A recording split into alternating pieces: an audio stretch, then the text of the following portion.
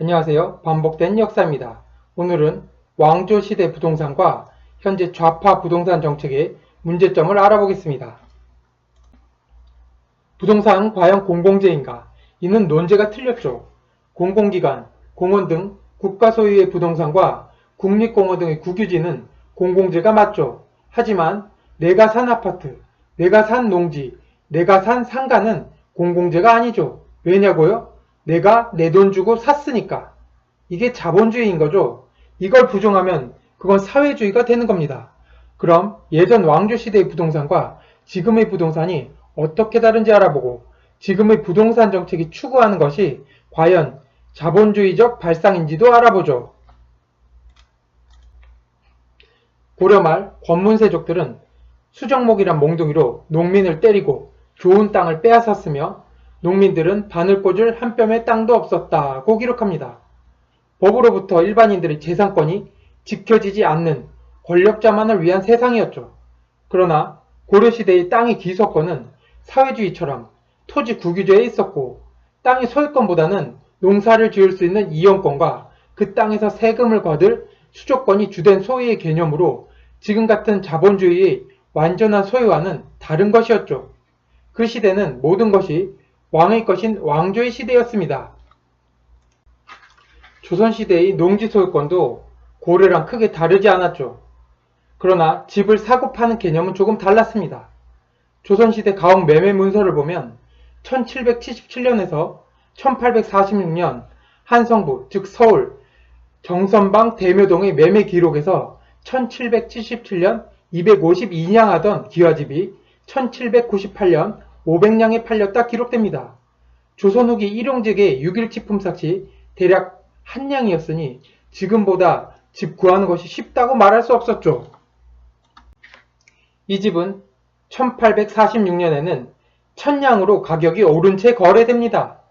늘어난 인구에 상업이 차차 발전하고 도시가 형성된 한양으로 사람들이 모이고 양반들은 정치적 기반을 위해 또 공부를 위해 월세를 주고 한양에 머물게 되니 지금의 주택가치 상승을 조선시대에도 겪게 되었던 것이죠.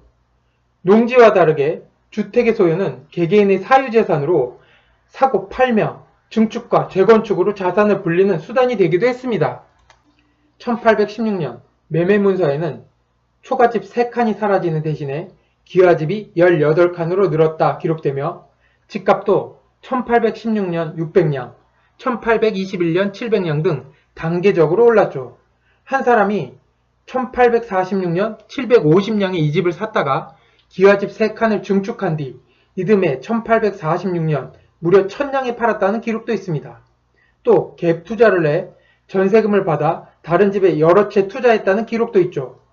이 당시는 인플레가 발생하는 통화 팽창의 시기도 아니었고 노동임금이 오르는 시대도 아니었음을 감안한다면 집값이 비정상적이며 수요 폭증으로 인한 집값의 상승임을 알 수 있습니다. 이처럼 사유재산에 대한 부동산의 이해는 지금과 다르지 않았고 자본주의 시대가 아닌 조선 후기에도 재건축이나 증축을 통해 가치를 늘리는 것은 인간의 본성이 자본주의에 가깝다는 걸 증명하는 역사적 산물입니다. 집값의 급격한 상승이 많은 문제를 발생시켰음에도 불구하고 조선 조정은 이에 대한 효과적인 대안을 내놓지 못하죠. 사적 자유 제한으로 인한 부동산에 대한 해답을 찾지 못했기 때문입니다. 우린 대한민국 정부가 세워진 이후 부동산의 사적 자유를 허용했습니다.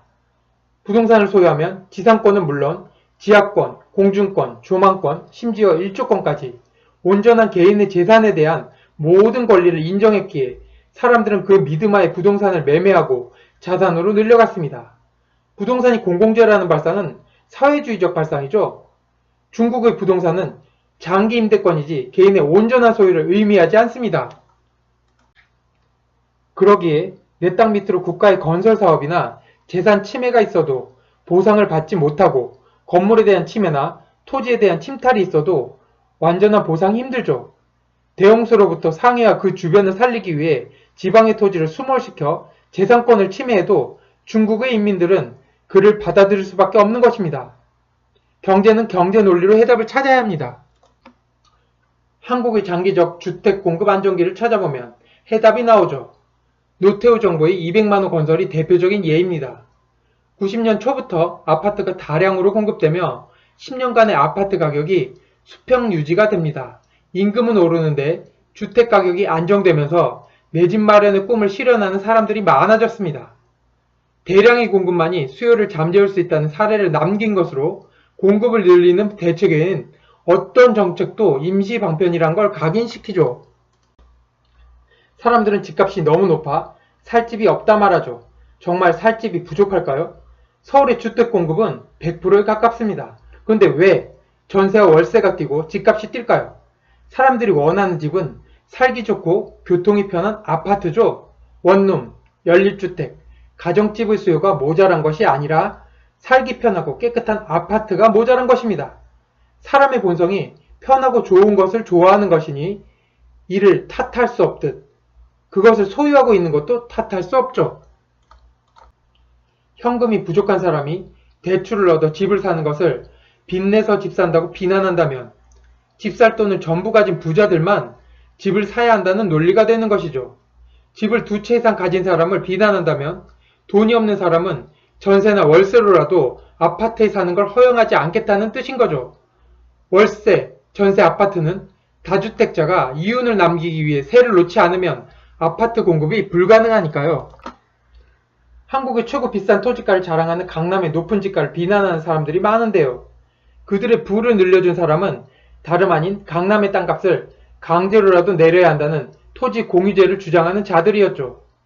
강남의 집값이 폭등하자 이를 잡기 위해 정부는 판교를 제2의 강남으로 개발하려 했습니다. 똑같은 지역이 2배로 늘어나면 공급이 2배가 되는 것이니 가치가 반이 되는 것이고 땅값은 안정될 것이라 생각되었죠. 그런데 토지 공유제를 주장하는 시민단체들이 판교 신도시의 고급화, 제2의 강남화를 반대합니다. 부자 동네를 왜 또 건설하냐는 논리였죠. 그러면서 강남의 집값이 너무 비싸다는 비난을 계속하죠. 판교의 고급화 전략은 무산돼 일반 도시로 건설되고 강남은 한국의 유일한 모든 첨단 시설이 완비되고 교육 시스템이 뛰어난 지역으로 남게 되죠. 천상천하 유아독존의 강남을 반대한 세력들이 만들어준 것이죠. 자본주의 시장을 시장의 논리로 해결하지 못하고 감정이나 흑백 논리로 해결하려 한다면 시장의 역습을 피할 길이 없죠. 서양의 한 철학자가 말했습니다. 정치인이 천국을 만들겠다 말하면 그 정치인을 찍지 말라고. 현실에서 불가능한 천국을 만들려 한다면 현실은 지옥으로 변하게 되기 때문이죠. 모두가 잘 사는 세상, 모두가 평등한 세상, 이런 세상이 없다는 건 우리 모두가 알고 있습니다. 모든 여성이 김태희가 아니고 모든 남성이 장동건이 아니듯 우린 태어날 때부터 불평등하죠. 이를 극복하기 위해 우린 노력하고 남들보다 더 잘 살기 위해 우리 스스로를 개선하고 혁신하며 내 단점을 보완하기 위해 능력을 배양하죠. 이것이 사회 발전의 원동력이고 이 발전을 위해 우리 내재된 욕망과 욕심을 나쁜 것으로 치부하는 것이 아닌 자연스러운 것으로 받아들인 것부터가 자본주의의 시작인 것입니다. 토지의 사적 소유가 모든 문제점의 근원이라 주장한 칼막스의 사회주의가 실패한 가장 큰 이유가 인간의 본성, 욕망, 욕심을 강제로 누르려 했기 때문이란 건 우리 모두가 역사에서 배운 바 있습니다. 이 실패한 사회주의를 다시 반복한다면 이건 역사의 후퇴를 선택하는 것이죠. 자본주의의 문제점이 많지만 우리가 모두 인정하는 건 다른 제도보다 가장 강하고 인간에게 만족을 주는 살아남은 제도라는 것입니다. 많은 수요를 충당하는 많은 공급으로 더 많고 편리한, 더 깨끗한 주거 환경에 보다 많은 국민들이 살았으면 좋겠습니다. 감사합니다. 반복되는 역사였습니다. 구독과 좋아요는 영상 제작에 큰 힘이 됩니다.